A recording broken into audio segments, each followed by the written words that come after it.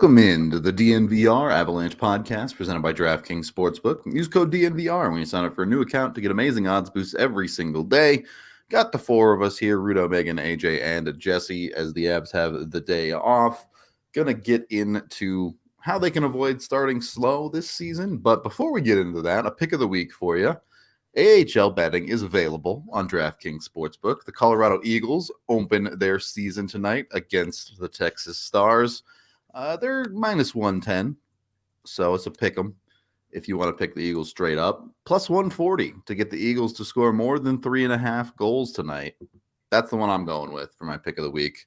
It's the start of the year. Goal scoring is always up. Go get some goal scoring in on DraftKings. You can also go to DraftKings and use code DNVR when you sign up for a new account, and you get the opportunity to bet $5 on any NFL team. If they win their next game, you get $200 in free bets for just $5. So be sure to go check that out. Must be 21 or older. Colorado only. Other terms, restrictions, and conditions apply. See DraftKings.com/sportsbook for details. Of course, if you have a gambling problem, call 1-800-522-4700. So I do want to get to the Avs. We'll talk about that slow start in a little bit, but I did want to start with the Eagles. It is their opening day, even if it is away. They're not having their first home game yet, but Megan, set some expectations for us from the Colorado Eagles this year. Are you expecting a quality hockey team? I think it's still going to be a competitive team. I still have some serious concerns about the big name departures, like in Sakura and Sherwood and Jordan Gross. But that being said, they've brought in some offensive weapons that, looking at this forward group, we did it in the offseason, even looking now after they've made some reassignments, it's still really heavy in the forward group. There's going to be a couple skaters that get left out of the mix. And so I'm really hoping to see some of these young prospects get opportunity. Cronin said that it's theirs for taking. I'm a little skeptical to see how that top six does get constructed. It's going to be hard to pass on guys like Hudon, and I know they really liked Spencer Smallman, so I'm kind of expecting them to stay in the mix and get a lot of ice time. But this is where I also want to see a Foodie and a Lawson and a Bowers also taking a step forward. And then that decor, it's just a bit of a mystery to me there, especially. That's where I have the biggest questions. And I think it was an area for them to get more reliable defensively into this next season. And so I'm hoping that some of the players that they've brought in, this Von de Sample, I think is a good addition to bolster them defensively. So I'm hoping that's where they got stronger as well. But it's going to be hard to get career years out of some of these guys the way that they did, like a Jordan Gross. And that's kind of what it's going to come down to for them to compete at the same level, if not more, as they did last season. And I think it's possible, but it's in the prospects' hands in a lot of ways.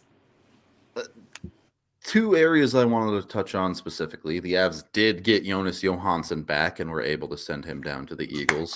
Can we just Jonas Johanson, the person? Just my goodness, what a 2 weeks for that dude. Thankfully, he knows where he's gonna be next Monday. Yeah. Finally back in the fold of the team that has tried to acquire him 3 separate times now. Dude, that is just the crazy part. I was talking with just a couple of people at the media room. The Avs have been trying to pull off this transaction since December. They've been trying to get this dude to Loveland for 9 months, and they can finally do it. Just good for JoJo. Is that a significant impact for the Eagles, Megan, or is he really going to just be the backup to Annunen? It is for depth goaltending in Trent Miner. I don't know if he's been reassigned or if he's still up with the Eagles. I haven't seen the announcement yet. So the hope, though, is that Miner gets another full season as a starter in Utah. That was my hope, at least personally, just to get those reps in more consistently. And I think that's better for Miner in the end, because I still think it's Annunen's net. And I like that there's a veteran presence there to back him up. If he does hit a rough stretch, he can feel comfortable knowing that there's a veteran presence to help give the Eagles some stability. The one big guy that Jared Bednar really did talk up quite a bit during training camp was Shane Bowers. He talked about wanting him to go play top 6 minutes for the Eagles. Is that going to happen? Do you expect that to actually be an opportunity, or are we going to continue to see this disconnect between the Avalanche and the Eagles where a lot of these prospects end up in the bottom six? I'm really skeptical. I'll believe it when I see it. And I know how some of these lines were constructed in main camp and even what we saw last year. And I feel like it's going to be hard for Bowers to crack the top six because I feel like they're really comfortable with running with some kind of Maltsev, Hudon, Olausson, maybe top line, and a Foodie Megna on the second line. That I don't know where Bowers edges someone out of that mix. And the only thing I can hope for, unless Cout gets traded, a little prospect swap kind of thing. I wouldn't hate it though, honestly, because this is at the expense of opportunities for Bowers and Ronta. And honestly, I think Olausson, if he doesn't end up on that top line, is also in that conversation.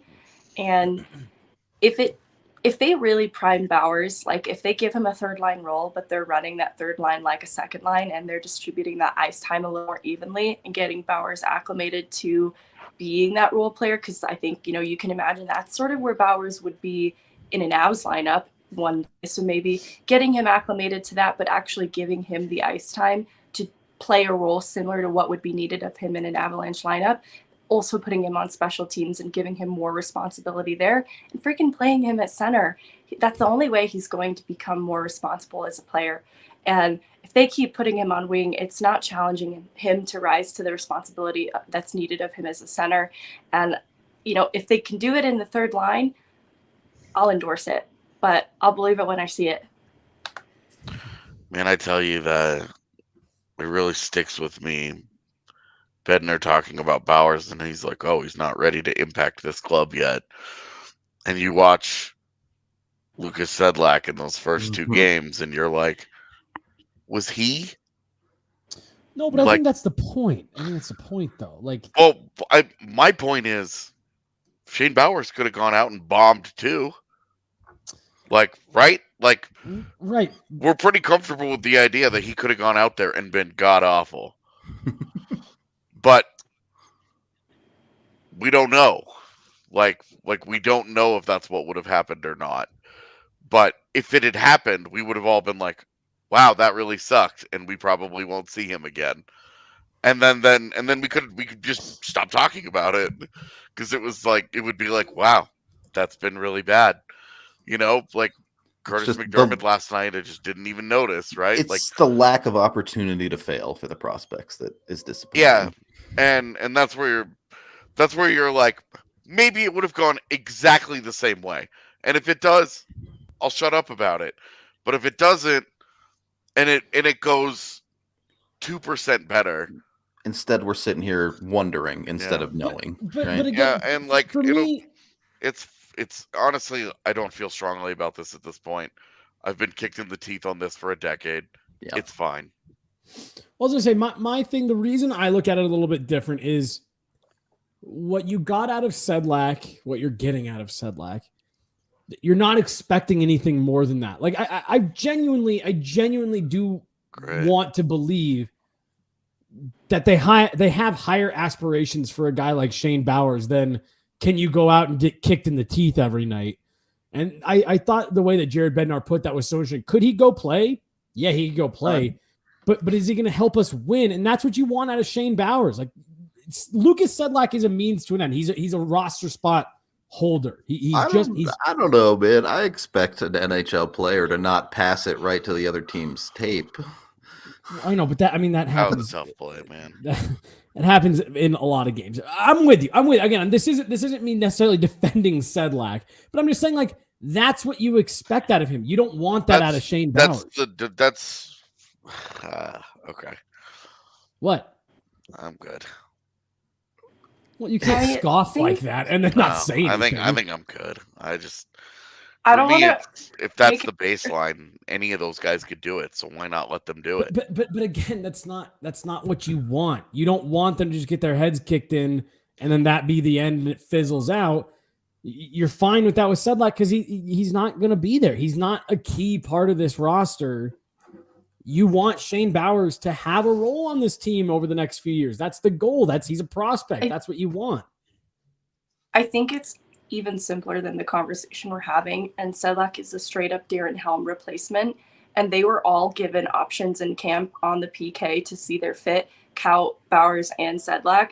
And I think that's where he had more experience and demonstrated more capability right now than the other players. And I think it's as simple as he could fill the role of Darren Helm more closely right now and reliably than Kaut or Bowers could. And I honestly do believe that, even though that's an area that Kaut specifically has excelled in, I still didn't trust Kaut to consistently show up responsibly on the PK. And I know it sounds horrible saying that after Sedlak had the big gaffe, but I honestly, out of camp, would have made that same decision. And it frustrates me because I think I've even said verbatim, like, I'd like to see the prospects make the same mistakes that someone like Sedlak is making. But I think the decision was made a lot more simply because Darren Helm's coming back soon, and we won't be talking about Lucas Sedlak for much longer. I'm with you. I'm not even impressed about this. I just thought it was funny. Like, I just have that quote in the back of my mind, him talking about it, where he's like, can he help us? And it's like, are these guys? Like, I'm just, like Anton Bleed, like, passes through waivers, and now they're like, we're good. Like, Yeah. loud player, though. I can't. I'm going to take that quote to my grave. Like, it's just going to be that thing that I remember about Anton Bleed forever. Anyway, we can move on. Yeah. I'm super excited about the Eagles. Me too. I'm absolutely nervous that their defense is going to be terrible. They have a lot of big lugs on the defense. The lack of Jordan Gross is going to be really big because their puck moving is really suspect. Brad Hunt alone, is not going to be able to carry the torch. If they had Jacob McDonald down there, that would really help. To have both McDonald and Hunt, they'd have to be on different pairings because you do need defensemen to play defense. I am excited to see what Dravilov is able to do because his rookie camp, preseason training camp, all that stuff made me actually feel a lot better in general about his prospect status. And I still don't know that I see an NHL player there, but he is a guy that I think at least you open the door for, maybe someday. But I think the JoJo claim is important. I'm with you. Good, quality depth. I think it was a low key, an important thing to have done for the organization's depth. Mostly in that, in case of emergency, smash the glass, push this red button here, and that red button is JoJo instead of Trent Miner. No offense to Trent Miner, obviously, there's just a little bit of a difference there.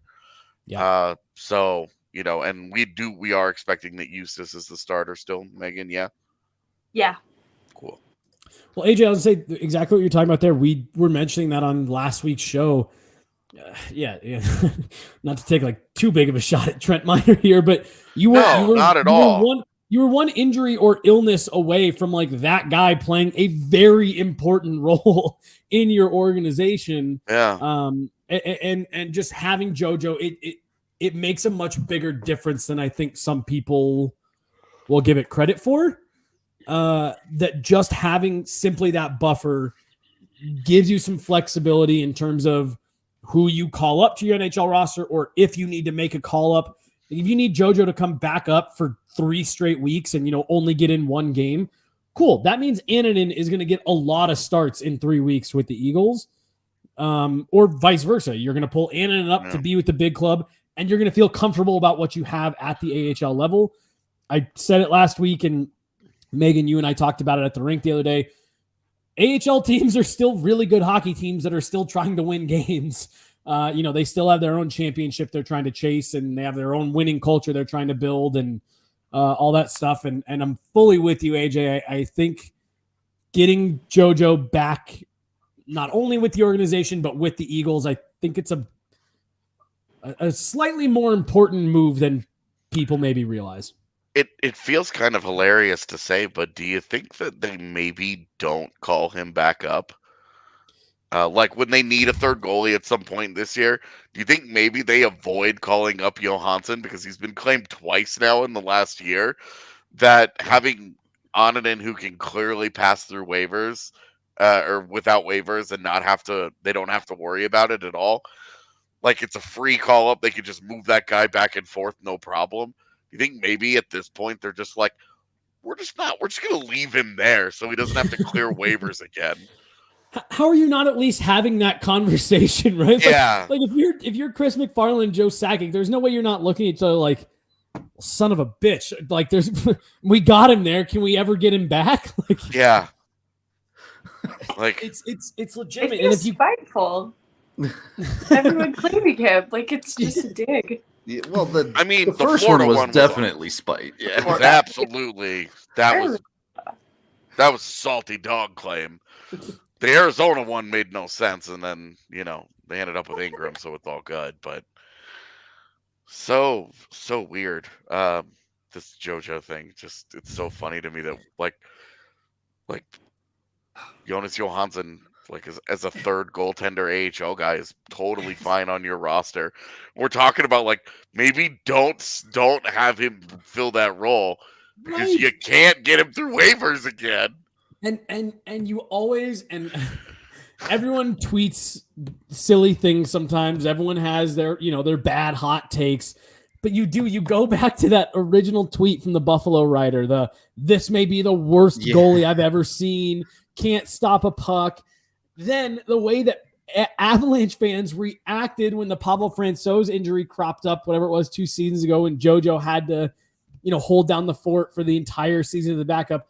With the way that people talk about this guy, and then the fact that he's been claimed twice, it's like, okay, what's the disconnect here? Like, dude, what are we missing in that? Like, obviously, and apparently NHL teams really like this guy in a way that nobody on the outside does. The Avs traded for him, and then he's been claimed twice, technically 3 times, if you count this most recent Avalanche claim. And it's like, okay, maybe this guy is a super hot commodity, and we're all just idiots. Like, well, and like you understand where that guy was coming from, because when you watch him play, some of like when his games are poor, they're like brutally bad. And so like you look at the 2 Florida appearances that he had last year, where they literally were just playing him to try and get through games, and he was so bad he got pulled. And it was like, dude, what is happening here?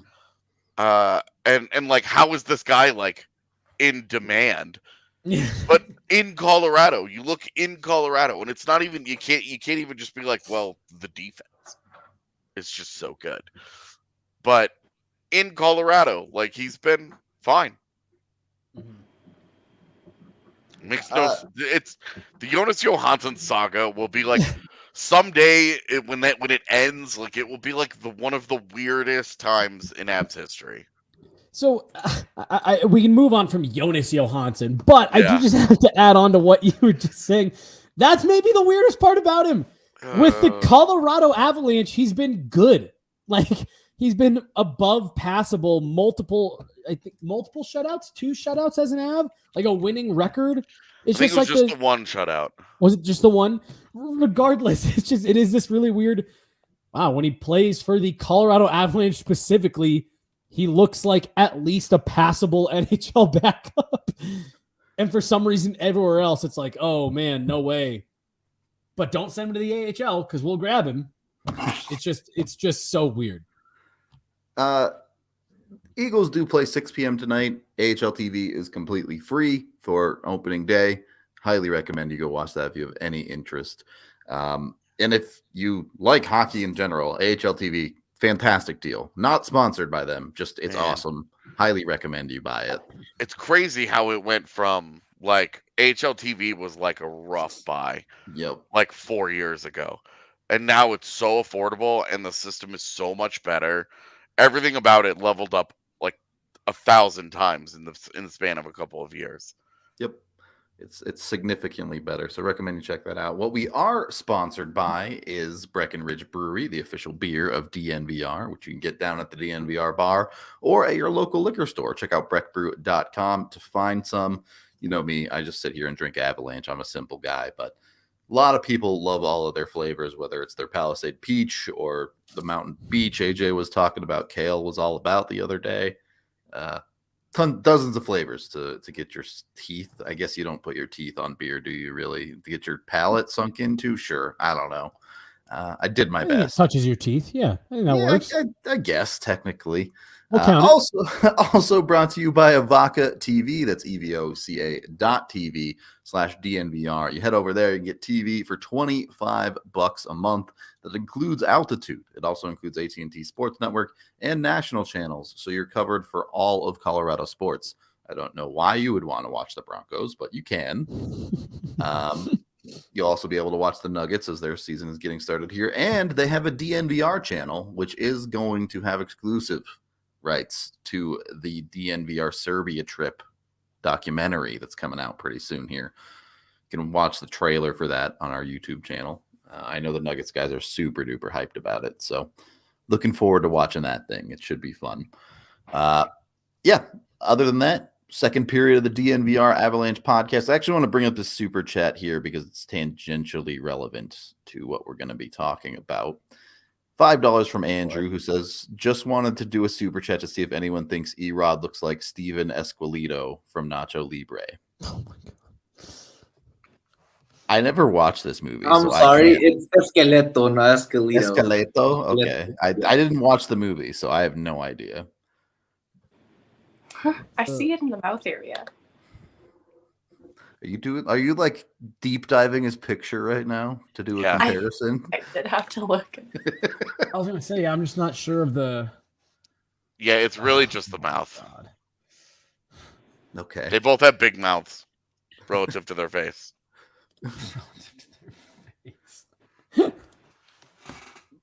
All right. The hard hitting. There you go. It was the relative to their face. Can someone show me a picture of Steven? Yeah. Gelito. I really don't see it at all, to be honest. You don't see how they have really distinct big mouths? I mean, sure, I can see how they have big mouths, but I don't think they look particularly similar. Yeah, I would say beyond that, I'm out. But that definitely is a yes. That part of it. Okay. So very specifically, his mouth. Mm-hmm. I'm going to be talking about Purdy Mouse pretty soon here. You got that wet mouth over there, Rudo, if I remember correctly. Correct. I was trying to get through this without it. My mouth and my hands, man. They're just soggy. I don't know. Oh, jeez. Actual topic of the day, getting into the conversation about the Avs and how they can avoid starting slow. We did talk about this the other night a little bit. Jesse, I don't know how much of the game you caught. Third period, a lot on the radio. Fun. Okay. I got a lot of I got a lot of it on the radio. The Nichushkin goal, I think, happened as I was like pulling into my garage. So I heard the fun stuff. Didn't really see anything great. All right. So you might have a much more positive outlook than the rest of us on that game. But well, someone brought their phone onto the bench with the game. So like I would just like check it, every now and then. And I saw the shot differential and I was like, you know what? I actually don't think I want to concern myself too much with this. Yeah. That's the way it went. But you have Alex Newhook and Evan Rodriguez on that second line, pointless through 2 games. Is that a big deal? No, obviously not. But if that becomes 5 games, if that becomes 10 games, starts to become a problem. So what is the key here to get those guys going instead of into a slump?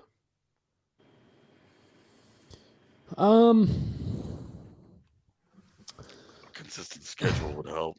Yeah, that would be a good start. You're not getting that, so come up with another idea. What was it you said, AJ? A consistent schedule. Oh, a consistent schedule.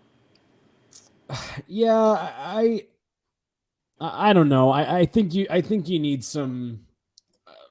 Honestly, like all jokes aside, consistent schedule, but like you just need to give them a minute here to settle in. And yeah, a back-to-back home then on the road isn't a great way to do that. you got Alex Newhook stepping into a bigger role. You got a new look line. There's a combination that obviously had no reps together before that last preseason game. Yeah, I just think you gotta give him here a week or two to get kind of settled in. Yeah, I think if you're hitting 5+ and they are still completely all over the place, and maybe you need to take a different look. But for right now, I'm willing to say we'll give him a game or two. Let him get the rust shaken off. Okay. I think Well, go ahead. I'd like to see them both simplify the game just for the next couple and get adjusted to the expectations of second line, the amount of time that they're on the ice in a given night. Because I think that's where some of the mistakes are being made, is trying to do too much. And there is a lot of pressure to come up with the production that a second line is supposed to. And I think that is rightful pressure. But I see both Newhook and Rodriguez getting in their heads a little bit and just not making very good decisions with the puck. I'd like to see them simplify it, even if it is at the expense of offense just for a moment, so long as it kind of removes some of those costly errors that they were making too, and then begin to infuse the offense into their game once they've gotten a little more comfortable to, honestly, both ends of the ice, because that's where you're seeing the mistakes getting made. Yeah, taking it down a notch might actually really help both of them. They know that they're in like this position that is huge for them in their careers, and there's a lot of pressure on them to perform. It's 2 games, fellas. Like, no reason to panic after 2 games, of course, but also, maybe ease off the pressure. Hey, just play your game. You're in this position for a reason. Just trust, send it. Go out there and just be who you are. And, because right now you're absolutely talking about they're in their head. They're pressing. Just relax a little. It's going to be all right. You're on a pretty good hockey team. You're a pretty good hockey player. I love that. Just, there is pressure. Like, they do have to perform. They do have to. Somebody's got to live up to that expectation, and somebody's got to fill that role at some point. But 2 games in, like, if Alex Newhook had a hat trick, we'd be like, oh my god, do they have 2 first line centers?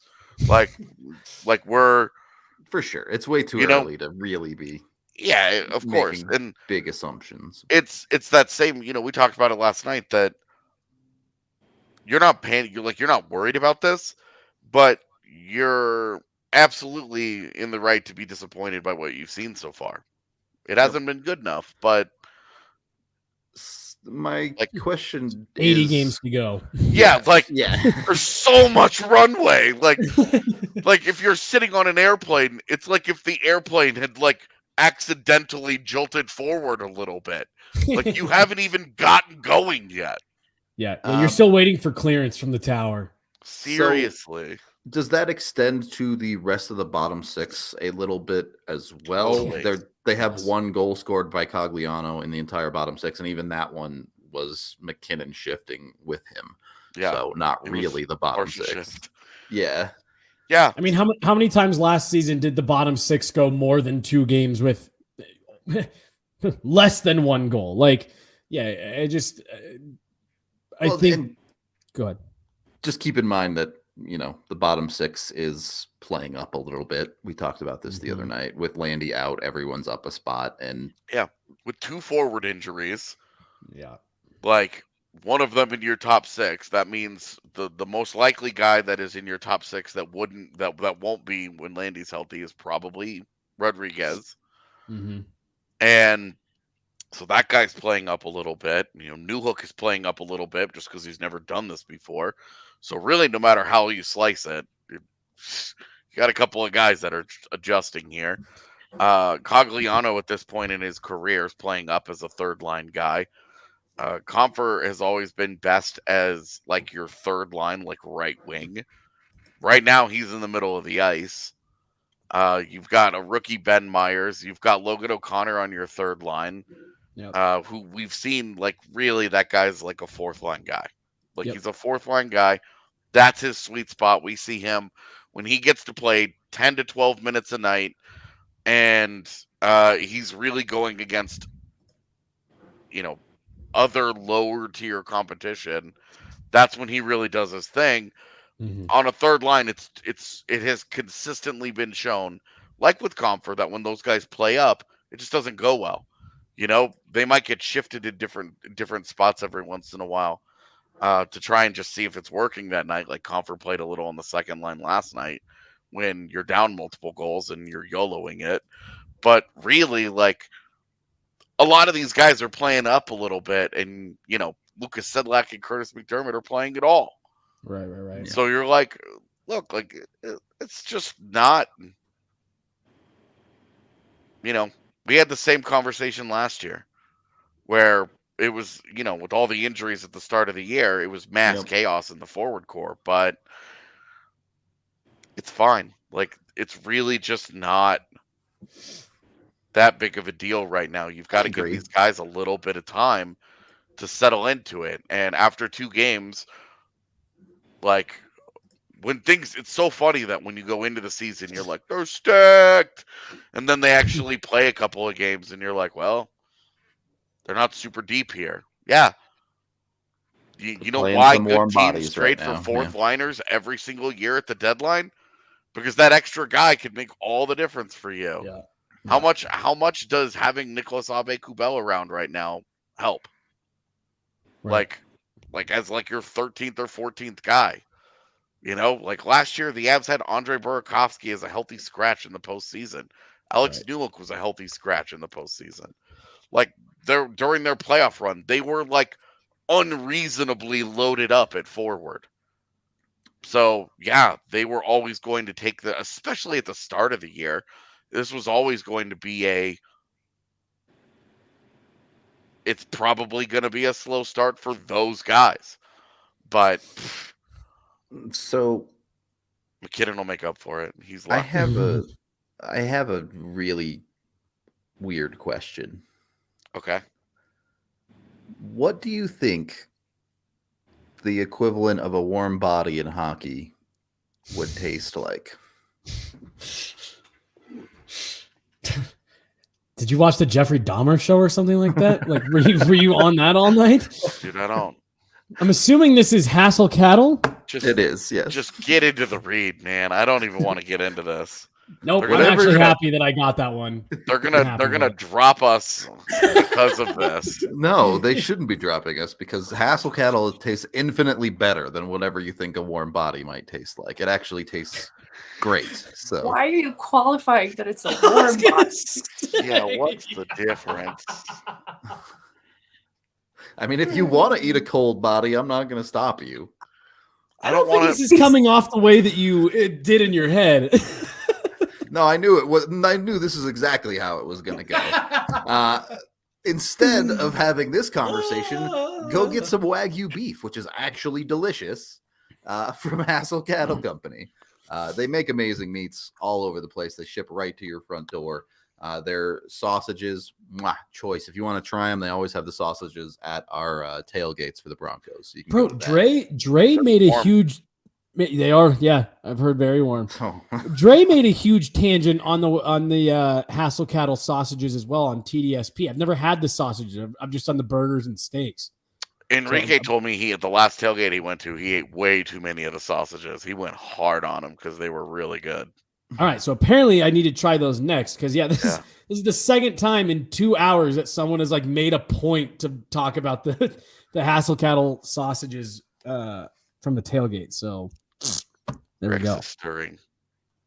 He just really likes sausage. Dreaming about it over there. Anyway, go to hasslecattlecompany.com. Use code DNVR. You get 20% off your order when you purchase there.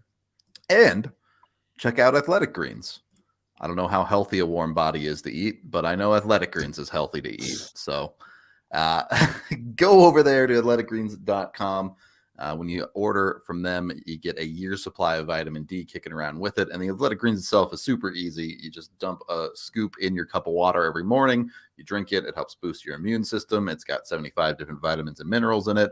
A lot of athletes use it as part of their daily routine to get through workouts and things like that. So it's super great for you. It will really help you out. Just honestly feeling better every day. So highly recommend. Check out Athletic Greens. You can take control of your health today, boost your immune system at athleticgreens.com/avalanche to purchase. Also, we got a shirt sale going on right now.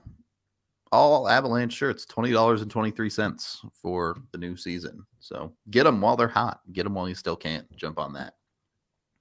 Third period of the DNVR Avalanche podcast presented by DraftKings Sportsbook. Getting back into the hockey talk and the obvious, nobody panic. The Avs started the season 4-5-1 last year. It's fine. They don't need to start hot.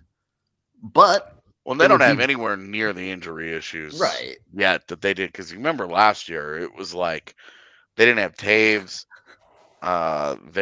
They were like a total mess between like COVID and actual injuries. Like, remember Stefan Matteau played 4 minutes for them? Like, last year was 4-5-1 was probably just like they survived. Cale Makar was nursing that wrist injury, which just makes you reflect on the season that he had. Like, man, he really is not from this planet. I'm trying really hard to not start a conspiracy theory that Cale Makar eats warm bodies right now. But you look at it and it's like, look, if you have to start the season 4-5-1, you're not worried, but you would like them to be better. It makes everyone's lives easier if they can get off to a little bit of a faster start. So on the whole, you're hoping for more, certainly from the Colorado Avalanche depth. The power play's been good, which is great. I don't know. Where do you guys feel elsewhere that the Avs can improve? Pretty straightforward. Defense, top six, goaltending, which one? I think if right in front of their net is number one on that list, just as a whole defensively, because that's where they've had major breakdowns so far. Their PK has been terrible, but that's where I'm starting. Right in front of their net. You clean that up. The rest of their defense already looks pretty good. The breakouts have been really good, and I like how I like the vision for the defense. I would not continue to do this Manson Johnson thing on the PK. Split that up. Don't do that. I don't want that. No. Just my answer is just no. Don't do that. That's where I'd start. That's simple. Yeah. All right. Yeah. You two? Yeah, Byram and Taves right there. Like PK. Yeah, it's not that you can't use them together, but or not that you can't use them, just not together. Just split them up. Right.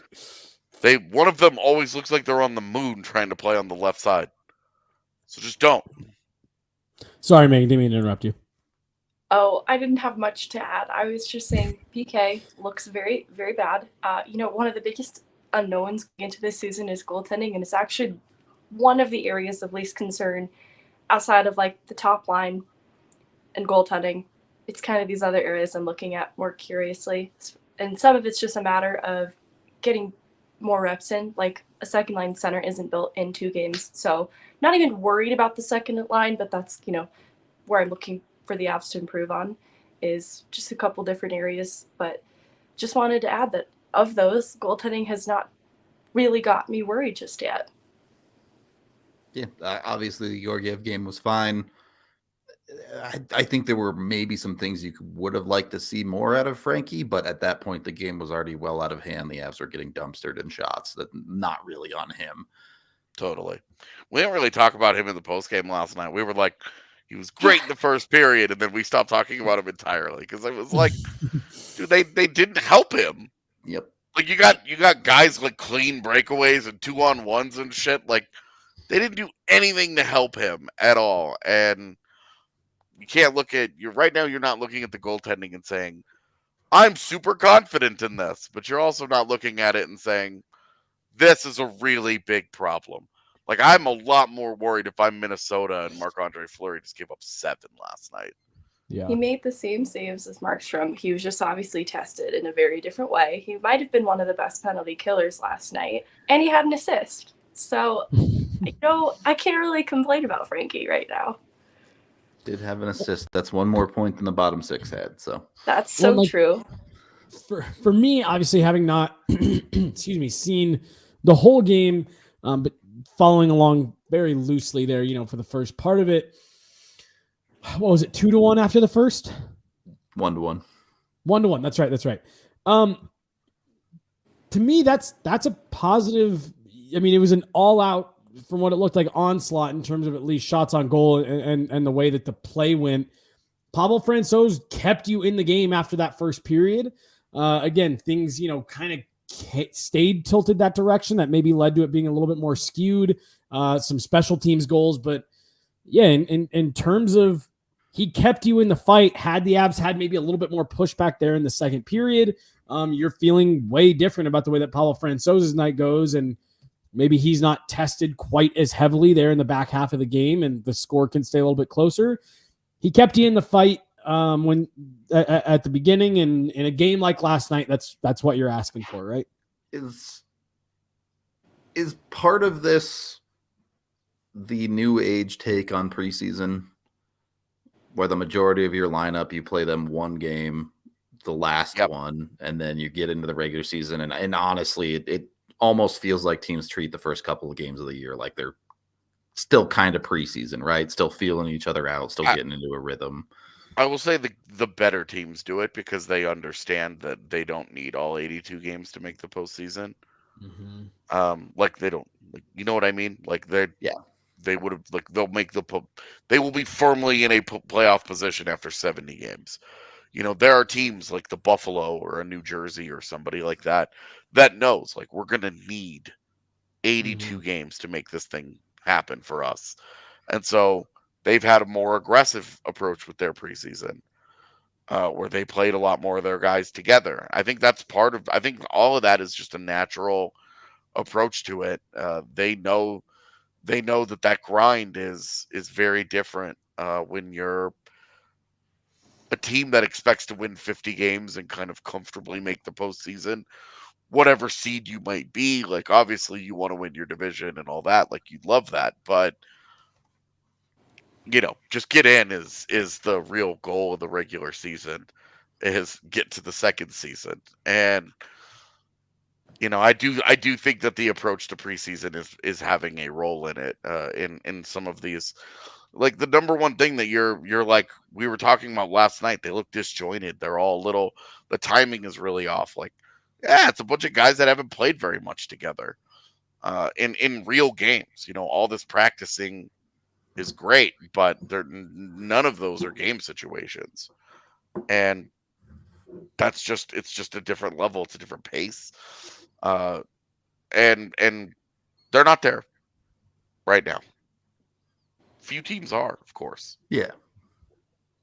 Nothing. And usually the teams that are there right now are not there when the season finishes. They don't stay. You don't want to peak in October and November. That's the Buffalo special. I was going to say, ask the Buffalo Sabres for the last 10 years. Yeah. It is the Buffalo special. So, again, literally zero concerns here. Yeah. Important to note, not worried about it, but there are things that you can look at and say, well, this can get a lot better. Yep. Which is, like, that's a healthy thing. The start of the year, if you come out of the gate, if they'd won each of these games 10-0, you're like, well, it only goes downhill from here. Yep. So the Avs are fully off this weekend. They'll practice. Fully. No games till Monday. You do have Eagles tonight and Saturday. If you're looking for your hockey fix, highly recommend you go check out their games. Any final thoughts from anybody? I was just going to say, I would be shocked if they weren't practicing at bare minimum one of these days, tomorrow or Sunday. I wouldn't be fully shocked if they gave them a couple days off here, but we'll be back at the rink. We'll have something coming out of the Avs over the next couple days. But honestly, I tweeted it last night again. Having not seen a ton of the game, it sounds like it wasn't a great first 40 minutes. Given the circumstances of this whole week, huge emotional high on night one. Really, I'm right in line with AJ. I think you're totally fine. You're happy with this week. You got to win. You got some of the good feels started, and you have room to be better, and they will be. So I think you're fine with this first week. Get a couple days off here and really be able to get off and running. And they have a weird schedule to start. You want them to get some good, some wins, some good feels leading up to the Finland trip, where they'll have, almost a full week off on either side of those two games. So yeah, light schedule to start. Use this time. Don't care so much about the wins and losses, but use this time to get yourself into the right groove. Get things gelling the way that you want them to. And that way by Christmas, you're in your stride and you're kind of cruising. Warm bodies slathered in veteran sauce. Delicious. Oh my God. Oh God. Rex, any final thoughts, bud? So bad. No dog thoughts. We're going to get out of here for the day. Can't We even appreciate move. all y'all. Just leave him alone. Sleep. We love you all for tuning in. We will be back with the pod Monday. Like Jesse said, keep an eye on Twitter. Follow DNVR Avalanche. I'm sure we'll have some stuff for you there over the weekend. But until the next one, we'll talk to you later.